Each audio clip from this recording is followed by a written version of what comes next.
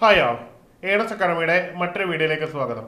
ഇന്ന് നമ്മൾ വന്നിരിക്കുന്നത് കേരള PSC യുമായി ബന്ധപ്പെട്ട ഒരു പ്രധാനപ്പെട്ട അപ്ഡേറ്റും ഒപ്പം ഉദ്യോഗാർത്ഥികൾ കാണിക്കുന്ന ഒരു വലിയ മിസ്റ്റേക്ക് പലപ്പോഴും അവരുടെ കരിയറിനെ തന്നെ ബാധിക്കുന്ന രീതിയിൽ ഉണ്ടാകുന്നു. അത് PSCയുടെ ശ്രദ്ധയിൽ വരികയും അവർ ഒരു നോട്ടിഫിക്കേഷൻ ഇറക്കുകയും ചെയ്തിട്ടുണ്ട്. അതായത് പല ഉദ്യോഗാർത്ഥികളും അപേക്ഷ സമർപ്പിക്കുമ്പോൾ, ഓരോ തസ്തികയ്ക്കും വേണ്ടി വ്യത്യസ്ത അപേക്ഷ സമർപ്പിക്കുമ്പോൾ അപേക്ഷ കംപ്ലീറ്റ് ചെയ്യാത്തതിന്റെ പേരിൽ ഹാൾ ടിക്കറ്റ് വരുമ്പോൾ കുട്ടികൾക്ക് വരാതിരിക്കുകയും മറ്റെല്ലാ ഉദ്യോഗാർത്ഥികൾക്ക് വരികയും ചെയ്യും.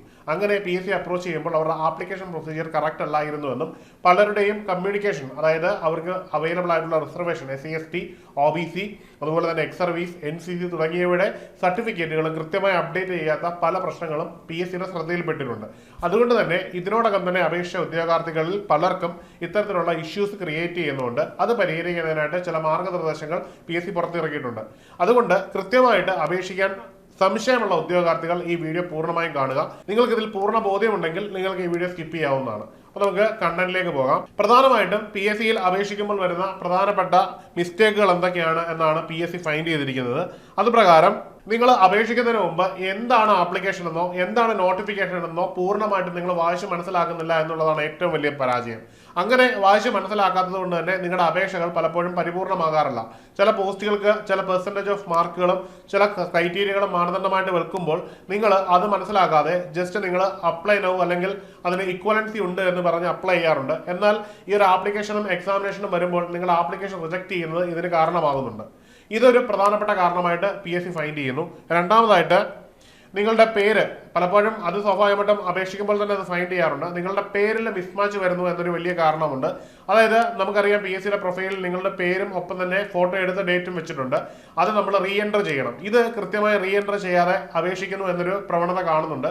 പലപ്പോഴും നമ്മൾ നേരിട്ടല്ലാതെ മറ്റേതെങ്കിലും കഫേകൾ വഴിയോ അല്ലെങ്കിൽ അക്ഷയ സെന്റർ വഴിയോ ചെയ്യുമ്പോഴാണ് ഈ ഒരു മിസ്റ്റേക്ക് വരുന്നത്.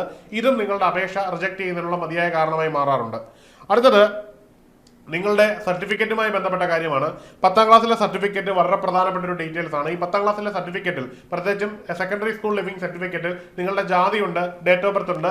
ഇവയൊക്കെ കൃത്യമായി അപ്ഡേറ്റ് ചെയ്താൽ ഇതൊരു മതിയായ രേഖയായിട്ട് വരുന്നതാണ്. ഇതിനോടൊപ്പം തന്നെ പ്രത്യേകിച്ചും ഇപ്പോഴുള്ള കുട്ടികൾക്ക് നിങ്ങൾക്ക് ജനന സർട്ടിഫിക്കറ്റ് എന്ന് പറയുന്ന വാലിഡ് ഡോക്യുമെന്റ് ആണ്, അതുകൂടി അപ്ലോഡ് ചെയ്യണം. ഇത് നിങ്ങൾക്ക് മതിയായ രീതിയിലുള്ള നിങ്ങളുടെ വയസ്സ് തെളിയിക്കുന്നതിനുള്ള സർട്ടിഫിക്കറ്റ് ആയിട്ട് മാറുന്നതാണ്. അടുത്തതായിട്ട് നിങ്ങളുടെ ഡോക്യുമെന്റിലും PSCയിൽ കൊടുത്തിരിക്കുന്ന ഡേറ്റിലും തമ്മിലുള്ള വ്യത്യാസമാണ്. അതായത് നിങ്ങളുടെ SLC ബുക്കിലും ജനന തീയതിയിലും നിങ്ങളുടെ ഡേറ്റ് 2 ആണ് എന്നുണ്ടെങ്കിൽ ഏതാണോ ജനന തീയതിയിലെ ഡേറ്റ് അത് കൊടുക്കുകയും ശേഷം നിങ്ങളുടെ SSLC ബുക്കിലെ ഡേറ്റ് തിരുത്തുകയും ചെയ്യുക. ഡോക്യുമെന്റിൽ ഉണ്ടാകുന്ന മിസ്മാച്ച് പിന്നീടുള്ള ഫർദർ ആയിട്ടുള്ള കാര്യങ്ങൾക്ക് PSCക്കും അതുപോലെ തന്നെ നിങ്ങൾക്കും ബുദ്ധിമുട്ടുണ്ടാക്കുന്ന ഒരു കാര്യമാണ്. അതിൽ കൃത്യമായ മാറ്റങ്ങൾ നിങ്ങളുടെ ഭാഗത്തു നിന്ന് ഉണ്ടാകണമെന്ന് PSC അറിയിക്കുന്നു. രണ്ടാമതായിട്ട് നിങ്ങളുടെ സംവരണ ആനുകൂല്യമാണ്. സംവരണ ആനുകൂല്യത്തിനായിട്ട് നിങ്ങൾക്ക് മതിയായ രേഖകൾ, കാസ്റ്റ് തെളിയിക്കുന്ന സർട്ടിഫിക്കറ്റ്, പ്രധാനമായിട്ടും ഈ കാസ്റ്റ് തെളിയിക്കുന്ന സർട്ടിഫിക്കറ്റ് ലഭിക്കുന്നത് SSLC ബുക്കിലാണ്. ഒപ്പം തന്നെ നിങ്ങൾക്ക് ജാതി സർട്ടിഫിക്കറ്റ് സപ്പോർട്ടിംഗ് എവിഡൻസ് ആയിട്ട് വരുന്നു. SC/ST വിഭാഗങ്ങളെ സംബന്ധിച്ചിടത്തോളം നിങ്ങളുടെ SLC ബുക്ക് തന്നെ മതിയായ സർട്ടിഫിക്കറ്റ് ആയിട്ട് മാറുന്നുണ്ട്, ഒപ്പം നിങ്ങളുടെ ജാതി തെളിയിക്കുന്നതിന്. എന്നാൽ OBC വിഭാഗങ്ങളെ സംബന്ധിച്ചിടത്തോളം നിങ്ങൾ ക്രിമീലിയർ എന്ന് പറയുന്ന ഒരു വിഭാഗത്തിലാണോ അല്ലയോ എന്ന് തെളിയിക്കുന്നതിന് വേണ്ടി അഡീഷണൽ ആയിട്ടൊരു രേഖ കൂടി സബ്മിറ്റ് ചെയ്യുന്നുണ്ട്. എന്നിരുന്നാൽ പോലും നിങ്ങളുടെ അടിസ്ഥാനപരമായിട്ടുള്ള ജാതി തെളിയിക്കുന്നതിന് നിങ്ങളുടെ SLC ബുക്കിലെ ജാതിയും PSCയിൽ നൽകിയിരിക്കുന്ന ജാതിയും കൃത്യമാണെന്ന് ഉറപ്പുവരുത്തണം. ഇനി നിങ്ങൾ PSCയിൽ അപ്ഡേറ്റ് ചെയ്യുകയും നിങ്ങളുടെ SLC ബുക്കിൽ അതില്ല എന്നുണ്ടെങ്കിൽ അത് എത്രയും പെട്ടെന്ന് അപ്ഡേറ്റ് ചെയ്ത് അതിൽ നിങ്ങളുടെ ജാതി ഉറപ്പുവരുത്തുവാൻ ശ്രമിക്കുക. അല്ലെന്നുണ്ടെങ്കിൽ ജാതി ആനുകൂല്യം വേണ്ട എന്ന് നിങ്ങൾ വെക്കുക. രണ്ടിലേതെങ്കിലും ഒന്ന് മതിയായ രീതിയിൽ നിങ്ങൾ തിരഞ്ഞെടുക്കേണ്ടതാണ്. അടുത്തതായിട്ട് കണ്ടിരുന്ന ഒരു പ്രവണതയാണ് നിങ്ങൾ അപേക്ഷ ശേഷം അവസാനം കൊടുക്കുന്ന ഡിക്ലറേഷൻ കൊടുക്കാതെ പോകുന്നു. ഈ ഡിക്ലറേഷൻ കൊടുക്കാതെ പോകുമ്പോൾ നിങ്ങൾക്ക് ഒഫീഷ്യലി മെസ്സേജ് വരില്ല എന്നതൊരു വളരെ പ്രധാനപ്പെട്ട ഒരു കാര്യമാണ്. പലപ്പോഴും നിങ്ങൾ അപ്ലൈ കൊടുത്ത് ഡിക്ലറേഷനും ക്ലിക്ക് ചെയ്ത ശേഷമാണ് ആപ്ലിക്കേഷൻ കംപ്ലീറ്റ് ചെയ്യുന്നത്.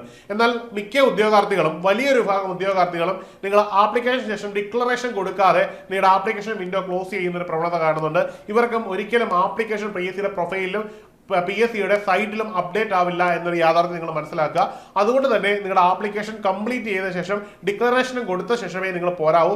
അതിനുശേഷം നിങ്ങളുടെ ഫോണിൽ അല്ലെങ്കിൽ നിങ്ങളുടെ മെയിലിൽ ഒരു മെസ്സേജ് വരും. ആ മെസ്സേജ് നിങ്ങൾ കീപ്പ് ചെയ്യേണ്ടതാണ്. ഇനിയും അതുപോലെ തന്നെ അടുത്തൊരു പ്രധാനപ്പെട്ട പോയിന്റ് ആണ്, നിങ്ങൾക്ക് ഏതെങ്കിലും തരത്തിലുള്ള ഈ പറഞ്ഞതല്ലാത്ത റിസർവേഷൻ, ഉദാഹരണത്തിന് ഡിഫറൻ്റ്ലി ഏബിൾഡ് പീപ്പിൾ, അതായത് നിങ്ങൾക്ക് അതിന്റെ സർട്ടിഫിക്കറ്റ്സ് ജില്ലാ മെഡിക്കൽ ഓഫീസേഴ്സ് കൗൺസിലിൽ നിന്ന് കിട്ടുന്നതാണ്. അത് മേടിച്ച് നിങ്ങൾ കൃത്യമായി അപ്ഡേറ്റ് ചെയ്യുകയും അത് PSCയിൽ അപ്ഡേറ്റ് ചെയ്യുകയും നിങ്ങൾ അപേക്ഷിക്കുമ്പോൾ ഈ ഒരു വെയിറ്റേജ് നിങ്ങൾക്കുണ്ടെന്ന് ഉറപ്പുവരുത്തി നിങ്ങൾ അപേക്ഷിക്കാവുന്നതാണ്.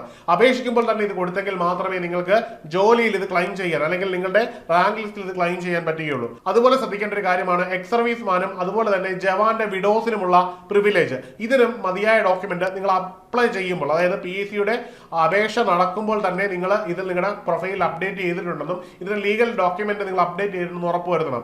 ഇതിനുശേഷം റാങ്ക് ലിസ്റ്റ് പബ്ലിഷ് ചെയ്യുകയോ അല്ലെങ്കിൽ എക്സാം എഴുതിയോ ശേഷം നിങ്ങൾ ഈ ഒരു ക്ലെയിം ചെയ്യുമ്പോൾ, നിങ്ങൾ അപേക്ഷിക്കുമ്പോൾ ഇത് കൊടുത്തിട്ടുണ്ടെങ്കിൽ നിങ്ങൾക്ക് ഒരിക്കലും ഈ ഒരു ആനുകൂല്യം ലഭിക്കുന്നതല്ല എന്നുള്ളത് ഏറ്റവും പ്രധാനപ്പെട്ട കാര്യമാണ്. മറ്റൊരു പ്രധാനപ്പെട്ട കാര്യം എന്ന് പറഞ്ഞാൽ അപേക്ഷ എല്ലാം നൽകിയ ശേഷം ഇതിന്റെ ഒരു ഡിക്ലറേഷൻ ഫോം വരുന്നതാണ്. ഇത് നിങ്ങൾ പ്രിന്റ് ഔട്ട് എടുത്ത് ഡിജിറ്റലായി തന്നെ കീപ്പ് ചെയ്യുക. 1-2 കോപ്പികൾ നിങ്ങൾ കീപ്പ് ചെയ്യുന്നത് എപ്പോഴും നല്ലതാണ്. പേപ്പറിൽ തന്നെ കീപ്പ് ചെയ്യണമെന്നില്ല. നിങ്ങൾക്ക് ആ PDF നിങ്ങളുടെ മൊബൈലിൽ സൂക്ഷിക്കാവുന്നതാണ്, നിങ്ങളുടെ സിസ്റ്റത്തിൽ സൂക്ഷിക്കാവുന്നതാണ്. പറ്റുമെന്നുണ്ടെങ്കിൽ നിങ്ങൾക്ക് ഗൂഗിളിൽ ജിമെയിലിലെ ഡ്രൈവിൽ സൂക്ഷിക്കാവുന്നതാണ്. ഇത് പിന്നീടുള്ള ഫർദറായിട്ട് വരുന്ന എല്ലാ ഡെഡ് ലോക്കുകളും നിങ്ങളെ സഹായിക്കുന്നതാണ്. അപ്പോൾ ഇത്രയും കാര്യങ്ങൾ നിങ്ങൾ അപേക്ഷയിൽ കൃത്യമായി പാലിക്കുക. അങ്ങനെ വരികയാണെങ്കിൽ PSCയിലെ ആപ്ലിക്കേഷൻ ഒട്ടും തന്നെ ഡിഫിക്കൽട്ട് ആവില്ല. അനായാസേന നിങ്ങൾക്ക് അപേക്ഷിക്കാനും ഒപ്പം തന്നെ കാര്യങ്ങൾ വളരെ സ്മൂത്തായിട്ടും കൊണ്ടുപോകാൻ കഴിയും. അപ്പോൾ എല്ലാ ഉദ്യോഗാർത്ഥികളും ഇത് കൃത്യമായി പാലിക്കുമെന്നും ഇനിയുള്ള അപേക്ഷകൾ കൃത്യമായി ചെയ്യാൻ കഴിയുമെന്നും വിശ്വസിക്കുന്നു. മറ്റൊരു വീഡിയോയിൽ കാണാം. Good bye.